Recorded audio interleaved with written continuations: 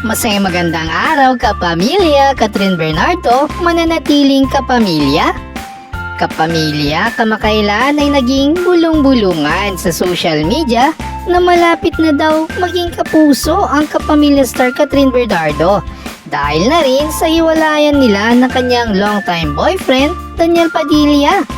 Kaya naman nag-message daw ang ABS-CBN News sa ina ni Catherine Bernardo na si Mami Luz Biminda Bernardo at tinanong kung may katotohanan sa chismis na lilipat sa GMA Network ang kanyang anak ni si Catherine.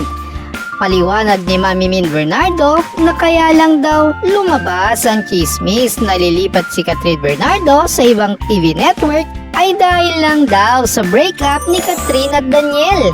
Kaya mariing itinanggi ni Mami Min Bernardo na lilipat si Catherine sa ibang TV network. Ayon sa kanya, no, hindi siya aalis ng Kapamilya Network. O ayan kapamilya, solid kapamilya pa rin si Catherine Bernardo. Anong sa inyo kapamilya?